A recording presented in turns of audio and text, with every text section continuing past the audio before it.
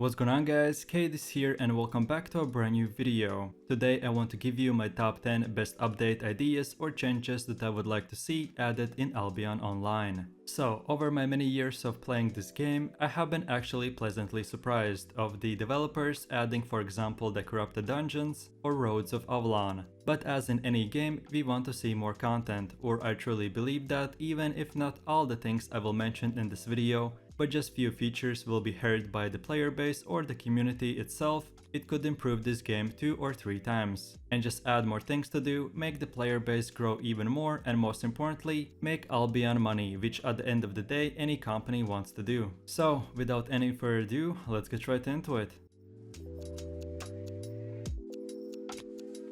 Okay, so my first feature I would like to see in Albion is adding the ability to view any of your player banks on the map. So let me explain. When I played the New World, I found this one very cool feature that by opening the big world map and clicking on a specific city, you could view the chest or your own personal storage and see which items in which cities you have stored. In my opinion, this is one of the easiest and best ideas a MMORPG could come up with, because as an open world PvP player, you move around the whole map, killing players and storing your gear in whatever closed dark zone chest or city you can find. But then, as all of us are humans, we easily forget to transport all of those items back to a city and sell them. So we forget and never remember that we have millions of loot just lying around in one of the chests. So an easy fix I came up with is that we already can see and view any objective or landmark in Albion, and when you click on it you get a small description on what that landmark is. So besides the description, like somewhere below or on the right side, we should have an option. If we click on Black Zone storage post, we can view that storage and see our loot. Like here for example, I have a screenshot, and the game developers could easily add the option to, instead of view that one storage post when you are standing in that one specific map and clicking on that one specific chest, instead we have the option to do it from anywhere in the world, but of course only view it. And to be honest, I can't see a single bad thing about this feature, because it is super cool and useful, and it will make older players revisiting different storage posts across the map, and it will make more active open world PvP, as players will be transporting more loot, and at the end of the day you Albion developers will be able to showcase this cool feature to all the new players coming to your game.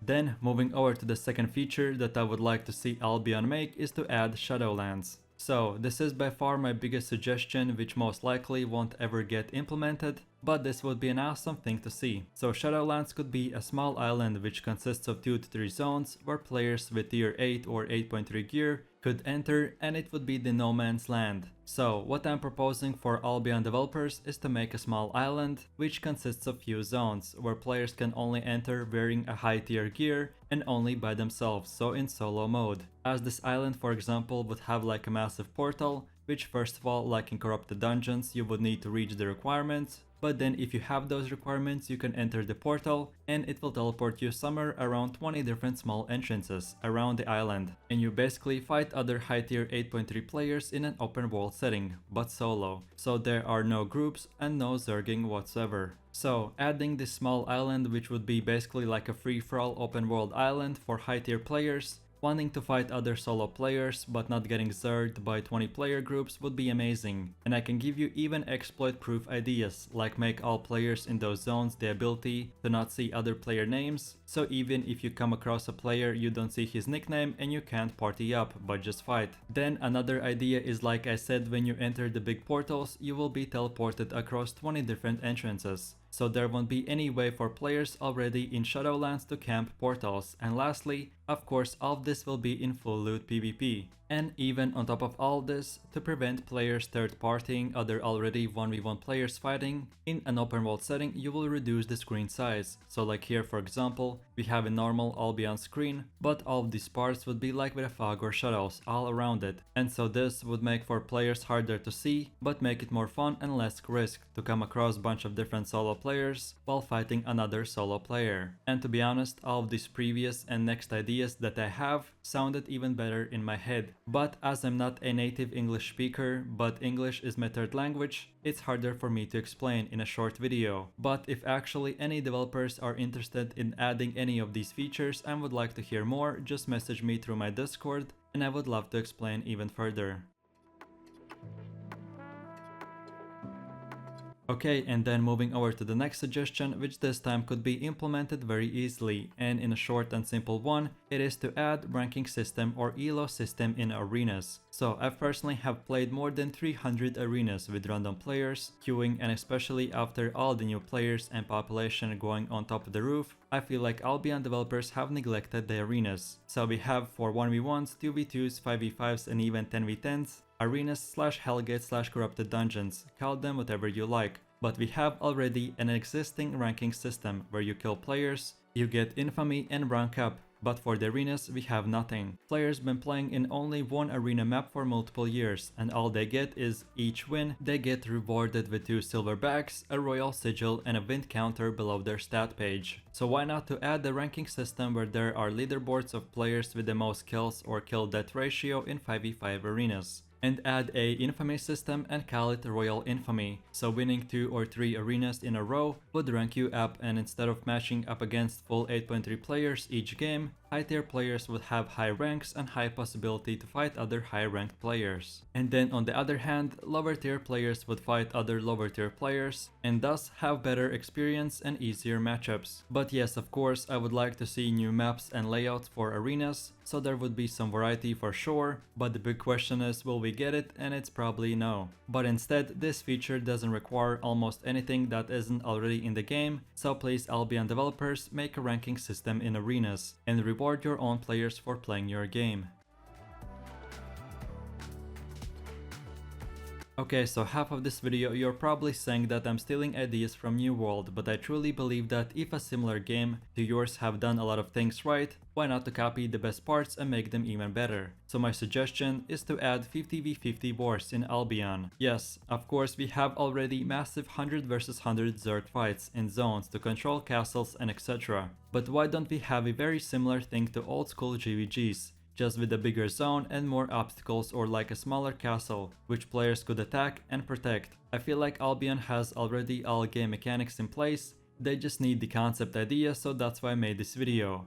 But nonetheless, what I'm trying to say is to add instanced 50v50 wars, like we have already 20v20 city fights, but make the map 5 times bigger, like almost like an actual zone in open world, and make them that players from factions or guilds can sign up in and then fight. As this video is probably already long and I don't want to waste any of your time, I won't go in further detail, but adding an instance-based wars where you can control the lag as you have already proven in even bigger open world ZVZ fights, and having the option to queue up and matchmake in CGVGs. So all that you have to do is make the map bigger, with no weird choke points but open world styled, and if you need any further ideas, just look at what New World has and make it better.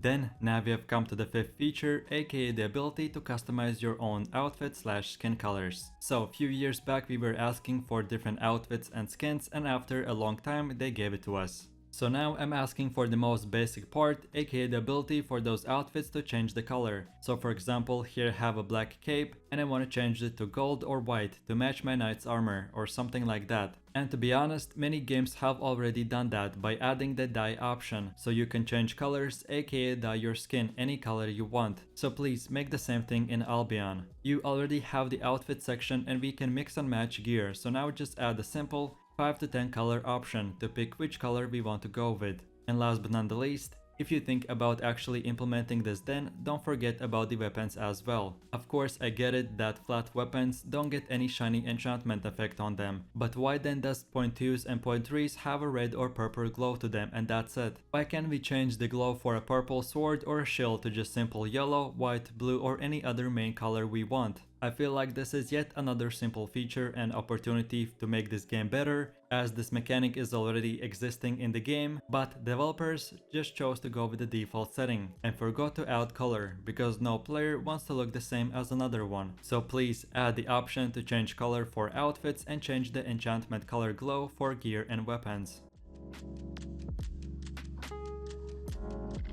Then, taking a closer look at my next feature, which this time will involve the best update Albion developers ever made, and it is the Corrupted Dungeons. So I personally have spent 80% of my time playing this game in Corrupted Dungeons. And like I have said, I will say this is the best thing ever. But please listen to your community and remove healers. I've personally still from time to time see healer builds, just annoying the rest of your 99% player base by playing an annoying build, which even if your build can kill it, it will take 5 minutes, and if not, then you're just dead with zero chance of winning. In Albion, healers are meant as support players, and there shouldn't be anything more or less. So please add a function where just below the IP requirement to enter the Corrupted Dungeons, you can see two symbols with X's or like a small disclaimer that all holy staffs and all nature staffs are banned and you cannot enter the dungeon while they're equipped. So usually when I hear a problem that a game has, I have first two train of thoughts. First, I think that it's either way that developers don't care about their game, or on the other hand, it is very hard to fix or change. So hopefully in this case it is the second option, so here are my best suggestions on how to fix the healers in Corrupted Dungeons. So first of all, if you can't make some specific items or equipments banned in Corrupted Dungeons, because then you have to remove them from the loot drops as well, so nature or holy staffs cannot be looted from Corrupted Dungeon chests, then just make that you cannot equip them when entering the dungeon, because even if players have nature staffs in their inventory, they can't equip them while in Corrupted Dungeons, and all the items are grayed out, so you already have the game mechanic in the game. But if for some reason this is not good enough, then just simply before entering the dungeon, like we get the overview of Corrupted Dungeons of a first time going in them, make the same notification just every time someone enters the dungeons, put the disclaimer that you can't use any healing staffs, or if you will, then you will get banned or account suspended. And this way, if players break the rules, the other players will be able to report them, and no one would ever want to use any healing staffs in Corrupted Dungeons. Then as for my next 7th suggestion, I would recommend to add different gems in the game, and the ability besides getting your gear to 8.3 and have all max quality, but as well have the 1 gem slot per each item, so players at endgame could maximize more things. So New World has great system that from gathering or PvP mobs can drop gems and that you can cut them in workstations and get a massive ability, like your weapon does 5% more damage when a player is below 40% health, or something like that. This would not need to be game changing, but just add few percent here or there to add more variety to your game and more things for players to farm. Then as well you could revive the open world boss system, so big and strong open world animals or bosses could drop better gems and etc. Again, this is another update that would give more content and playtime for players, while not even changing the meta or weapon balance, as those gem percentages would be super low and wouldn't matter for low tier players, but would matter for hardcore players, and make them love your game even more. Like I said at the start, feel free to contact me for more info or just look at the New World or World of Warcraft, and the enchanting system in those games work the best.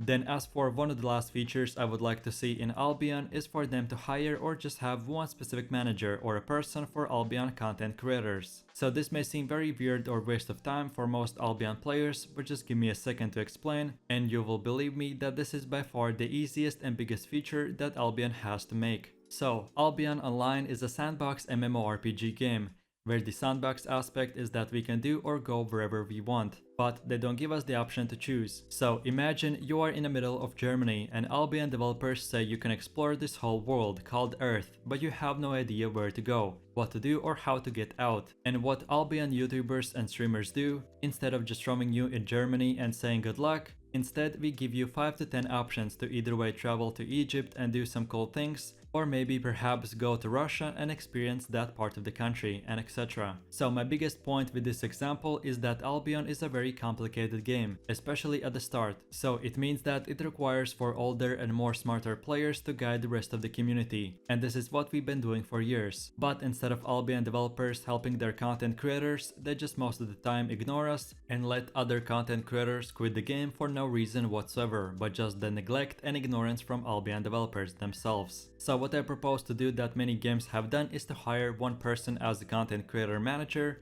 And in any time, and if any Albion streamer or YouTuber gets in trouble, he maybe needs to ask a question or whatever else, we have a person to turn to. So for example, if a streamer gets banned for a mistake, like any other person, he will need to wait for Albion developers to go through the process and unban him like if it would happen to any other normal casual player. But the content creators are just not normal players, who while getting banned, or whatever else example I can give you, will just have to wait for weeks or months, and of course, they won't be able to post any more content. And not only that, but as well it will damage the content creator himself, but as well the actual game. And I probably gave you an extreme example of a ban, but the same thing applies in stream sniping, RMT, other players abusing streamers, Albion developers ignoring bugs, and just in general not supporting the figureheads of your game. As Albion Online is a do whatever you want game, the older players or the ones that they think they know it all can be actually very toxic on YouTubers trying to break out of the meta, giving other build examples and exactly not following the best of the best stuff. So if you want your game to succeed, you just have to help out the main players who are the faces of your game, and to just simply have a place to tell how we feel about the game or how the developers could tone down the abuse posts on Reddit and other social platforms, which is controlled by Albion moderators. And the simple things could improve overall community of Albion and make it more new player friendly, new YouTuber or streamer friendly, and invite more players, thus again give you more money. To be honest, I could go on a rant for this topic as I just feel that this is a missed opportunity, but let's just move on to my final two suggestions.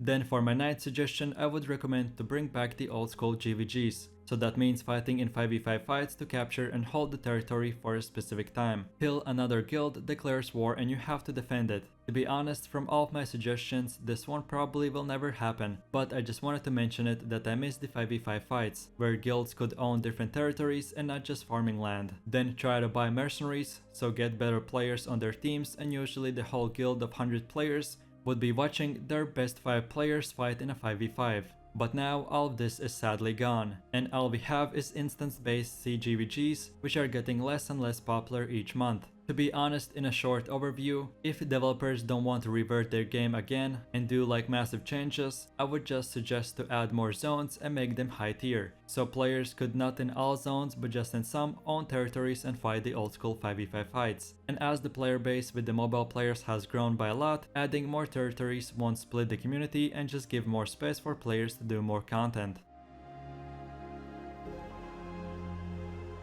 And then last but not the least, my final suggestion is to make Albion Online available on console. This game really doesn't have that many spells and buttons to press, so making your game available on all platforms as you have done it already on even harder platform, which is mobile. And in my opinion, there shouldn't be any problem with that, and most likely I would say that this suggestion will be implemented even without me saying, as Albion wants to make more money and bringing more players will just give them more money, so they're going to do this for sure. So my final remarks are that if you just add few of these ideas or features in your game, you will improve it by a lot, and they shouldn't cost developers much money or time whatsoever. And that's about it. So I really do appreciate everyone for watching, guys, and I hope you enjoyed it. If you have any suggestions, feedback, or maybe some features that you agree with me and maybe some other that you didn't, please leave all of your thoughts in the comment section down below. And while you're doing that, don't forget click like, subscribe, and enable that notification bell, so this way you could support the channel and you won't miss any more amazing content from me. With all of this said, you have an amazing day and I will catch you in my next video. So take it easy,